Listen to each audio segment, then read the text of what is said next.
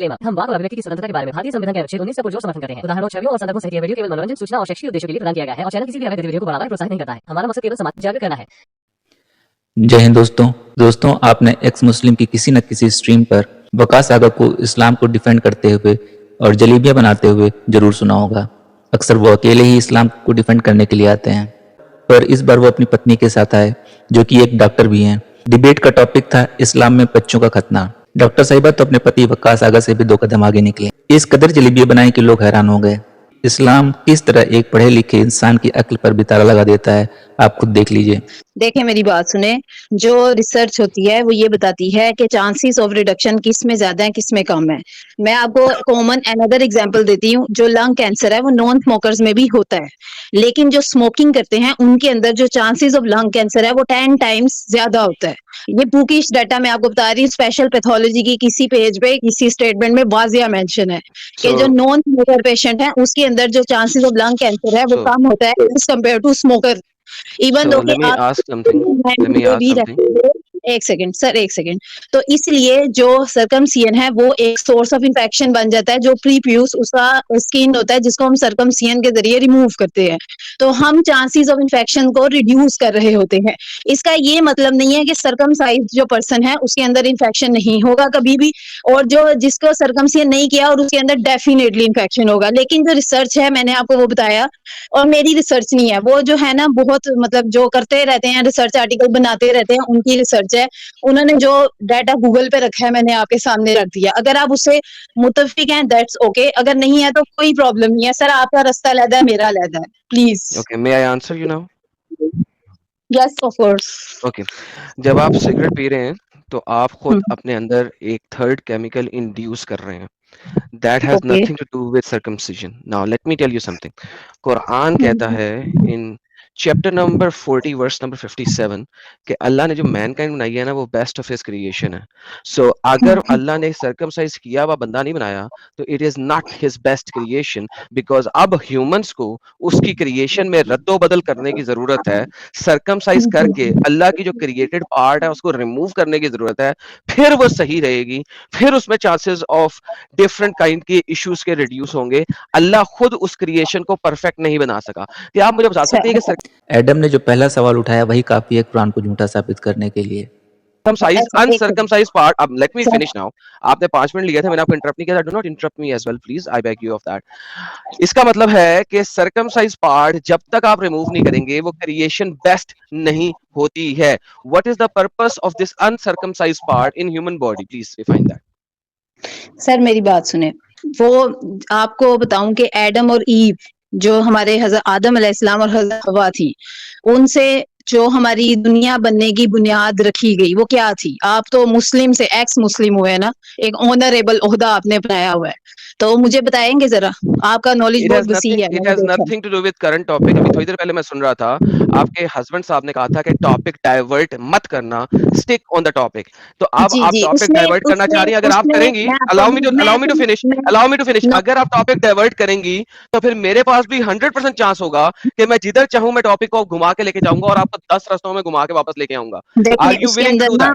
Are you willing to do that? इसी से related है। 13 जब उनसे गलती हुई थी, उन्होंने गंदुम का दाना खाया था हज़रत आदम अलैहिस्सलाम ने, दिखा दे गंदम का दाना खाया था। हदीस से साबित है, ठीक है। हदीस उन्होंने जब दिखा दे गंदम का दाना खाया था।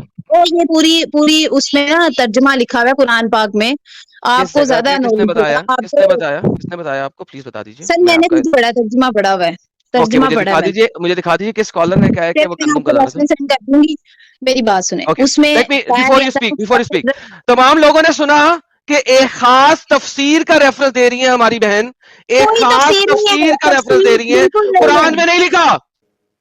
अपने हस्बैंड वकास आगा की तरह ये मोहतरमा भी एडम के सामने जलेबियां बनाने लगी। जी सिस्टर बोलिए। अच्छा मेरी बात सुने, जो अल्लाह ताला ने हमें पैदा किया उसके अंदर जो भी चीजें थी, वो जो प्रीप्यूस एरिया है वो म्यूकोक्यूटेनियस एरिया होता है, जिसको रिमूव करके हम इन्फेक्शंस को रिड्यूस कर सकते हैं। कुरान चैप्टर नंबर 40 की आयत नंबर 57 कहती है कि अल्लाह ने ये क्रिएशन जो बनाई है सबसे बेहतरीन क्रिएशन बनाई है। नाउ अगर आप अल्लाह की क्रिएटेड चीज को मॉडिफाई कर रहे हैं, so basically you are saying कि अल्लाह की क्रिएशन सही नहीं थी, अब इंसान उसको मॉडिफाई करके सही करेगा।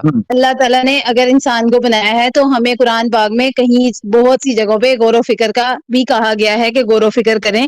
और जब हम किसी की सर्जरी करते हैं तो उसमें भी हम मॉडिफिकेशन करते हैं। फिर आपके इस क्वेश्चन के अकॉर्डिंग कोई भी सर्जिकल प्रोसीजर भी नहीं होना चाहिए, क्योंकि ओके हम बहुत सी अंतड़ियों को बाहर निकाल देते हैं, अंतड़ियों जी को अंदर डाल देते हैं, स्टमक को कभी एक अंतड़ी के साथ जोड़ देते हैं, कभी दूसरी के साथ जोड़ देते हैं। ये डिपेंड करता है कि अगले को ट्रीटमेंट क्या देनी है।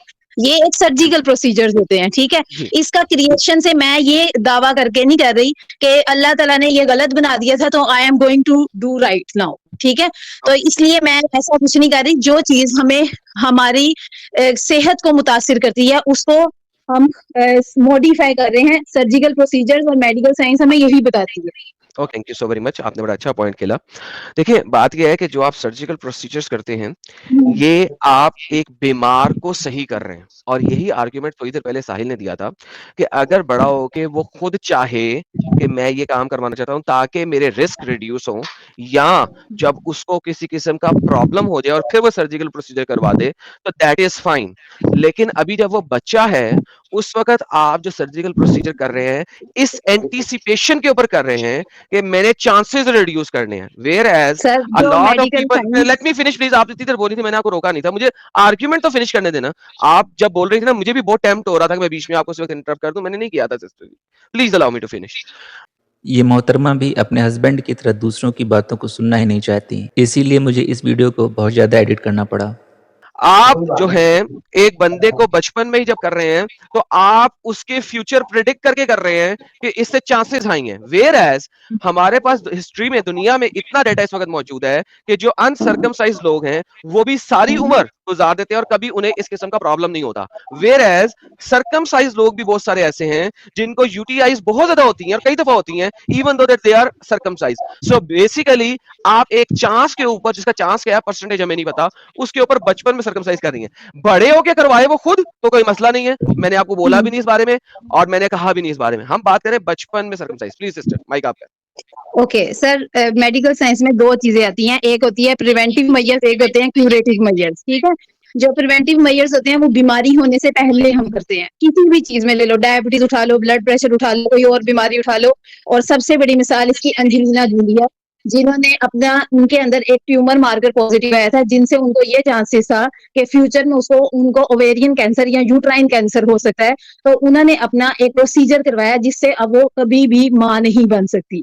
उन्होंने प्रिवेंटिव मेजर की, ये तो आप इस बात को तो मान लेंगे ना। तो इसलिए हमारी मेडिकल साइंस दो चीजों पे फोकस करती है, क्योर पे और प्रिवेंशन पे। अगर आप बीमार होने से पहले ही अपने आप को बीमारी से बचा सकते हो तो मेरे ख्याल से वो इंसान अक्लमंद होता है।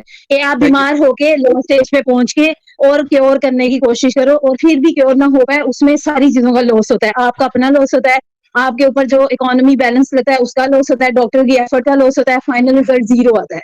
इसलिए बहुत से ऐसे रिसर्च सेंटर हैं जब कैंसर या ऐसी बीमारियां 3rd या 4th स्टेज पे होती हैं जिसका इलाज पॉसिबल नहीं होता, वो उन पेशेंट्स को अपने हॉस्पिटल में एडमिशन अलाउ नहीं करते हैं, क्योंकि वो इस बात को जानते हैं कि इसके ऊपर मेहनत करने के बाद एंड रिजल्ट जीरो है, तो हम अपनी एफर्ट ऐसे बंदों पे लगाएं जिसपे एफर्ट 100% आए। तो मेडिकल साइंस दो चीजें बताती है, क्योर एंड प्रिवेंशन। आपकी मर्जी है, आप कैंसर करवाने के बाद ट्रीटमेंट चाहते हैं या आप प्रिवेंटिव मेजर चाहते हैं। अब इससे पता चलेगा आप कितने अक्लमंद हैं। थैंक यू सो मुझे मच। आपने अभी मिसाल दी थी जूलिया रॉबर्ट्स की कि उसने प्रिवेंटिव मेजर करवाया था, उसको जब मार्कर आया था तो करवाया था। Now this is very important point. पिछली दफा में जब मैं बोल रहा था ना तो आपने शायद सुना नहीं क्योंकि आपने मुझे इंटरप्ट किया था, फिर भी आपने सुनना पसंद नहीं किया। मैंने यही कहा है कि जब वो बच्चा बड़ा हो जाएगा उसके ऊपर डिपेंड करता है कि वो देखे कि कोई ऐसा मार्कर आ रहा है जिसकी वजह से उसे इन्फेक्शियस डिजीज बन सकती है तो वो करवा सकता है, उसके लिए मना किसी ने नहीं किया। वेयर एज जब आप बचपन में ही उसे कर रहे हैं, अगर प्लीज सुन लेंगी तो बेहतर होएगा ताकि आप आंसर सही दे सकेंगी। जब आप बचपन में ही उसका कर रहे हैं तो आप प्रिवेंटिव मेजर नहीं कर रहे हैं, आप एक चांस पे हिट ले रहे हैं। आपको कोई मार्कर नहीं मिला है, आपको कोई पॉइंटर नहीं मिला है। ये सिर्फ और सिर्फ एक फेक आइडियोलॉजी है, क्योंकि मोहम्मद साहब ने बोल दिया है, लिहाजा आप करवा रही हैं। आ हजूर की कोई हदीस नहीं है जो हल्का सा भी शाइबा दे कि इसको करने की वजह से आप कोई डिजीज से बच सकती हैं in any form and case.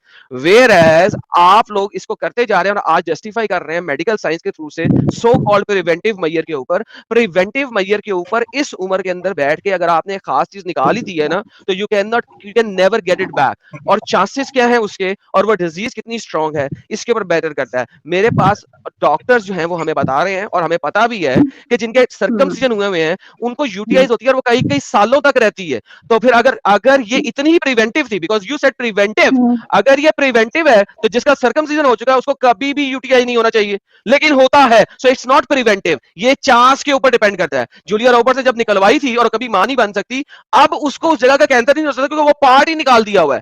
These are entirely two different things. आप एप्पल को ऑरेंजेस के साथ कंपेयर कर रही हैं। एडम ने एकदम सही नोटिस किया और अपनी बात को बहुत खूबसूरती से यहाँ पर रखा। मैंने इस टॉपिक को सुना, उसमें कहा गया था कि सर्कमसिजन के कोई बेनिफिट्स बता दो। मेरे पास माशाल्लाह से एक किताब थी और एक सर्च आर्टिकल का रेफरेंस था, मैंने सिंपल उसका आंसर कर दिया। आपको वो पसंद आया या नहीं आया इसका मेरा हेडेक नहीं है, ठीक है। अगर आपको पसंद ना पसंद की हमें बात किसी ने की, देखिए अब आप पर्सनल अटैक्स कर रही हैं, वो ना करें, ये पर्सनल अटैक कहलाता है। Do not come to the personal attack. यहाँ पे हम पसंद नापसंद की बात नहीं कर रहे। अब जो आपने पीछे सारी बातें बोली हैं उसका मैं आंसर दे दूं। इसका मैं आंसर पहले दे चुका हूं कि आप एक केमिकल अपने अंदर डाल रहे हैं ना, वो एक सेपरेट चीज है, और बचपन से करा देना इज अ सेपरेट चीज। केमिकल अंदर कोई नहीं डाल रहा। आप स्मोकिंग को आप बार बार लेके आ रही है और बाकी चीजों को बार बार लेके आ रही है। It has nothing to do with circumcision. Now आपके आर्टिकल में ऐसी बोंगी जरूर लिखी होगी, and that is perfectly fine कि किसी आर्टिकल में ऐसी बोंगी लिखी है, मगर आप एक मैच्योर माइंड की मेडिकल डॉक्टर हैं, आप ऐसा क्यों कर सकती हैं? तीसरी बात जो आपने की थी अभी पीछे, उसका मैं जवाब देता हूं। तीसरी बात जो आपने की थी उस बात के अंदर मैं बार बार ये कह चुका हूं, ये प्रिवेंटिव नहीं है, ये प्रिवेंटिव नहीं है, ये चांस के ऊपर प्रिवेंशन है, चांस के ऊपर है। आप इसको किस तरीके से ले सकती हैं एक कैंसर मार्कर को वर्सेस एक चांस के ऊपर के शायद रिड्यूस हो जाएगा, जबकि दूसरे वाले को भी होएगा ही नहीं सारी उम्र में। तो ये बच्चे को बड़े होने के ऊपर होना चाहिए कि 18 साल का हो चुका है, 20-22 साल का हो चुका है, अब उससे पूछा जाए, now he can make his decision whether he wants to live this way और whether he do not want to live this way. ये उसके ऊपर डिपेंड करना चाहिए। ओके सर, देखें आप जाहिर सी बात है ईमेल है, बिजनेस तो करते होंगे आप। फॉर एग्जांपल एक बिजनेस डील में जाते हैं, एक पार्टनर आपको ऑफर करता है कि सर मेरे साथ आप बिजनेस करें तो आपको मैं 60% बेनिफिट दूंगा और 40% लॉस के चांसेस हैं। मे बी लॉस ना भी हो, प्रॉफिट भी हो सकता है, लेकिन 40% रेशियो है। दूसरी तरफ आप एक बिजनेस पार्टनर से डील करते हैं, वो आपको कहता है कि सर 80% आपको कंफर्म बेनिफिट होगा और 20% लॉस के चांसेस हैं। तो आप एज अ इंटेलेक्चुअल पर्सन क्या करेंगे? डिसीजन कौन ले रहा है? Intellectual person. That is exactly what I am saying. 18 साल की उम्र में लड़के के ऊपर डिपेंड करना चाहिए, कराना चाहता है कि नहीं कराना चाहता। बचपन में माँ बाप किस हिसाब से कर रहे हैं? इंटेलेक्चुअल पर्सन के ऊपर डिपेंड करना चाहिए, माँ बाप किस हिसाब से करा रहे हैं। That's my question. 10 दफा हमने यही क्वेश्चन रिपीट किया आपके सामने। सर जो 2 माह का बच्चा है ना, उससे माँ बाप कहीं ज्यादा अक्लमंद है, आप बेफिक्र हो जाए। तो माँ बाप अपनी जिंदगी के ऊपर करे ना। अरे माँ बाप अपनी जिंदगी पे करे ना, उसकी जिंदगी पे क्यों कर रहे हैं?